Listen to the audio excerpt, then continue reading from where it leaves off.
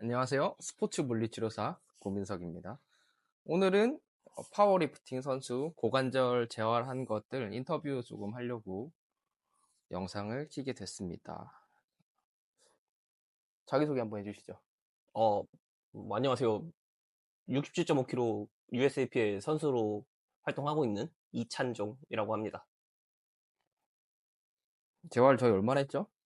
저희 한 4주 한 것 같아요. 네, 4주. 4주 딱 했네요. 그러고 뭐 계속 혼자서 음. 배운 것도 응용하고 있고요.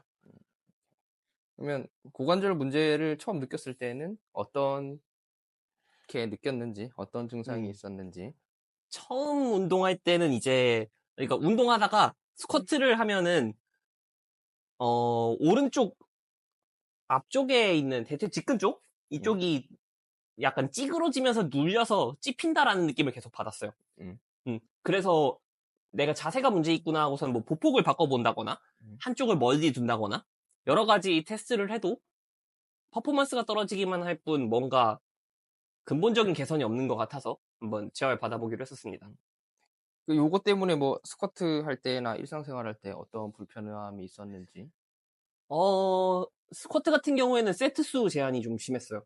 남들보다 뭐 주변 선수들 보면은 스쿼트 5세트, 6세트 하는 사람들도 많았는데 음, 저는 딱 3세트 넘어가면은 그때부터 통증 때문에 아파서 못했고 보조 운동 종류도 많이 제한해서 뭐 일반적인 뭐 레그 프레스라든지 음. 헥스쿼트라든지 이런 것들을 거의 못했었으니까요. 그럼 이제 운동량 자체가 이제 제한이 네, 되고 그러면 장기적인 성장에도 당연히 부정적인 영향이 있을 네. 가능성이 좀 있죠.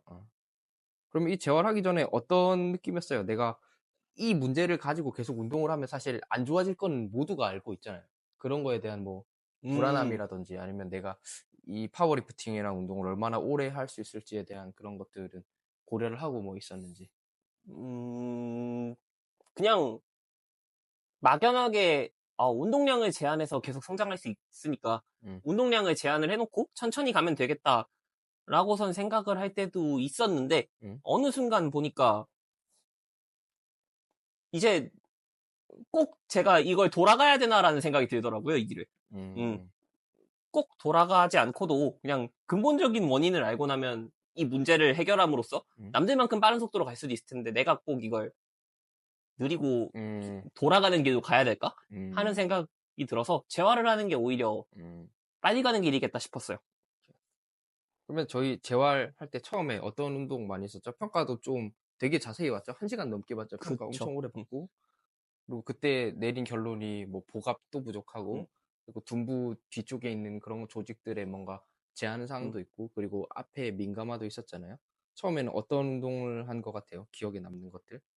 처음에는 제가 원래부터 데드버그라는 동작을 하면 약간 안 됐어요, 동작이. 그냥 음, 고관절 어딘가에서 뚝뚝 소리가 나면서 음, 그냥 정상적으로 데드버그를 움직이는 것이 아니라 허리를 써서 움직이게 되거나 음, 뭔가 허리가 좀 부담이 가면서 움직이게 되거나 음, 아니면 동작 자체가 약간 삐그덕거리거나 음, 하는 느낌이 들었는데 그 데드버그 동작부터 이제 더 제한해서 조금 더 조금 움직이는 범위에서부터 만들어가는 과정의 운동들이 음, 가장 기억에 남고 그 과정 중간에서 다른 것보다 배가 막 파르르 떨리는 느낌을 많이 받았던 음. 기억들이 많이 나고요.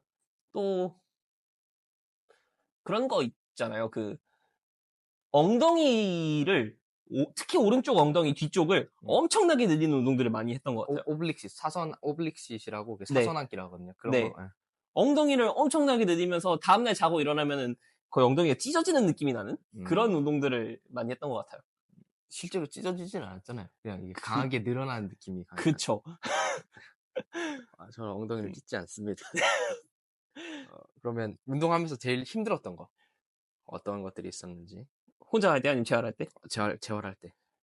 재활할 때 힘들었던 건 그거죠. 이제 동작을 해서 어느 근육을 늘려라 라고 하면은 그냥 하겠는데 음. 너 그거 하는 동안에 아, 배가 움직이면 안 돼. 이것도 하면 안 되고, 저것도 하면 안 되고. 네, 너 그 동작을 하는 동안에 나머지 정렬도 맞아야 되고 음. 여기 팔이랑 귀는 멀어져야 되고 어디는 또 당겨야 아, 되고 몸의 정렬이 맞아야 돼라고 하는 거를 네. 소화하는데 뭔가 제 몸이 힘들기보다 뇌가 힘든 느낌에 가까웠던 것 같아요. 그렇지. 뇌 자체를 이렇게 트레이닝을. 음, 왜냐면 그 이상적인 움직임을 뭐 그냥 기능이나 그냥 통증이면 음, 사실은 상관이 없는데 고중량 무게를 들어야 되고 스포츠 특기적인 음, 상황에서는 그런 정렬들이 잘 맞으면 잘 맞을수록 그 근육감의 당김이나 스팀이 엄청 정확해지니까 그런 것들을 만드는 게 조금 중요하죠. 스포츠 음, 쪽에서는. 맞아요. 그런 멀티태스킹을 하는 게 오히려 내가 몸 운동을 하러 왔는데 이 뇌적인 이런 음, 트레이닝도 계속 이거 하면서 저거 하고 저거 하면서 저거 해야 되는데 이걸 하면 안 되고 이런 요소들이 계속 음, 늘어나니까 조절하기가 사실 그렇게 음. 쉽지는 않습니다. 그래서 뇌를 트레이닝 한다라는 느낌에 가까웠던 4주였던 것 음, 같아요. 그럼 요거 하면서 뭐 되게 인상 깊었던 것들이나 아니면 전체적인 이런 협업 과정들은 어땠는지.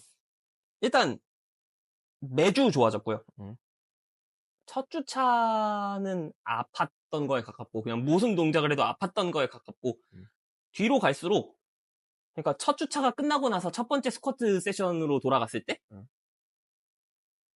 안 아프니까 음, 좀 덜 아프니까 이제 음, 제가 좀 더 과격하게 힘을 쓸 수 있었다는 느낌을 음, 받았어요. 음, 그래서 그때부터는 제 개인 운동에서는 훨씬 더 공격적으로 힘을 더 많이 써보자라는 식으로 음, 트레이닝을 이어가다 보니까 매주 퍼포먼스 회복이 굉장히 빨랐고요. 음, 그리고 이제 재활적으로는 처음에서는 되게 어떤 느낌이라고 해야 되지? 어, 수동적으로 움직인다라고 하는 느낌에 가까웠거든요, 제가. 수동적으로 느리고 무언가 계속해서 내가 그냥 수동적으로 움직여진다라는 느낌에 가까웠는데, 이제 재활 프로그램의 후반으로 갈수록 음, 좀 더 제 몸을 능동적으로 움직여야 되거나, 음, 공을 던지는 걸 받아서 다시 음, 던져야 된다는 과제를 받거나 음, 하는 종류의 동작들을 이어가면서, 되게 이제 점점 제가 제 근육을 스스로 인지를 하지 않고도 움직이고 있다라는 느낌이 음, 음, 들더라고요. 음, 원래는 생각하고 그렇게 움직여지던 곳들이 음, 생각을 안 해도 움직여지기 시작하니까 음.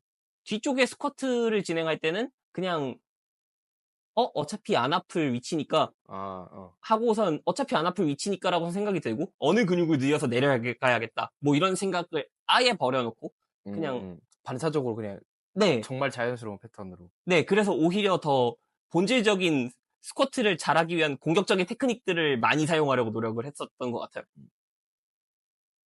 그러면 재활하기 전이랑 하고 나서 지금은 이제 재활 끝난 지 한 2달 지났나요? 네.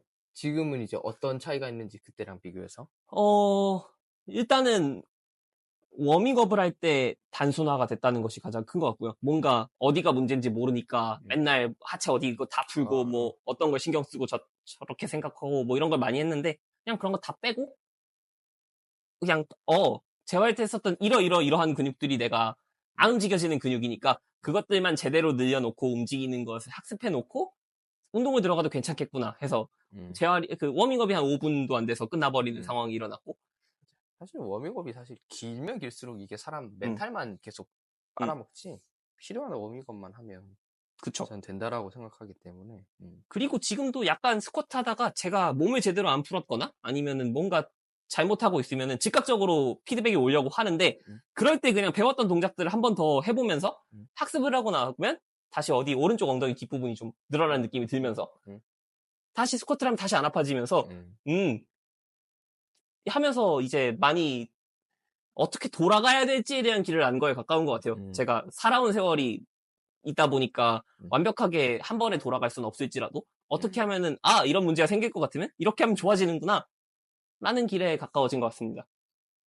그러면 이런 문제를 가지고 있는 사람들이 되게 많잖아요. 제가 본 음, 것만 해도 대충 그냥 땜빵 치고 음, 넘어가는 사람들이 엄청 많은데, 뭐, 파워리프팅뿐만 아니라 다른 스포츠에서도 이런 문제들이 되게 많을 음, 건데, 이런 것들을 가지고 있는 선수들한테 어떻게 조금 이야기를 하고 싶은지, 느낀 거. 음, 그리고 어떻게 했는데 좋아졌는데, 이게 그냥 약 먹고 파스 바르고 참을 일은 음, 아니잖아요. 그쵸. 그래서 어떻게 한마디 해주고 싶은 의견이 있는지. 결국 어떻게 움직이는지 내가 요령을 정확하게 알려면 이론이 있고 모든 스포츠에서 다 다른 특이적인 것들이 존재하겠지만 일단 어떤 식으로 움직여야 안 아픈지를 알고 나면 그 방향에서 강해지는 것이 더 빠른 길이라고 생각이 들게 됐습니다. 이게 회복도 빠르고 저희가 운동에서 막히던 부분이 비단 스쿼트뿐만 아니라 다른 부분에서도 저는 좋아졌던 것처럼 데드리프트를 할 때도 훨씬 더 몸통이 돌아가는 현상이 줄어든다든지 다른 부차적인 효과들이랑 새로운 정보들이 인사이트들이 되면서 저한테 들어오다 보니까 저는 단순 통증 제거만으로도 저한테 많은 인사이트가 된 것 같아서 일단 해보고 그것을 자기의 스포츠에 맞게 접목해보면 분명 도움이 많은 분들한테 될 것 같아요. 이렇게. 그럼 앞으로 파워리프팅 선수로서의 목표 뭘 하고 싶은지. 내셔널 있죠? 올해 내셔널. 제가 막 엄청난 상위권 선수는 아니라서 목표는 일단은 내셔널 3등 안에 들어서 월드 나가보는 거고요. 그리고 3등 안에 드는 게 성공하면 월드 나가겠죠. 그리고 그냥 장기적으로 사실 파워리프팅 선수로서의 최대 목표는 이제 60살을 먹으면은 마스터 디비전 중에서도 마스터 2 디비전이라는 데 들어가는 걸 알아요. 제일 나이 많은 사람들끼리 붙는 그런 곳에서 제대로 드러내기만 해도 이제 입상권에 가까워지는 상황이 왔을 때 그때 월드 무대에서 메달을 따보는 것이 60대까지 가서. 네, 60대, 70대까지 제 몸 안전하게 보전하면서 가면 제가 1등 할 수도 있으니까. 그치. 끝까지 가는 놈이 이기지. 네, 그렇게 해서 이제 생존 승리를 노려보자. 건강승, 생존승 같은 걸 해보는 게 목표입니다. 마지막으로 이 영상 보고 있는 사람들한테 뭐 한마디. 재활 그렇게까지 힘들지 않습니다. 그냥 시키는 것도 가서 열심히 해보고 수정하고 제가 보기에 한 달 길면 2달이면은 어지간한 문제가 해결되지 않을까 싶었던 시간이었던 것 같아요. 좋으니까 꼭 한번 해보시길 추천드립니다. 오케이. 홍보까지. 이렇게 여기까지 촬영을 하고 다음번에도 새로운 케이스랑 인터뷰를 가지고 돌아오도록 하겠습니다. 네. 끝.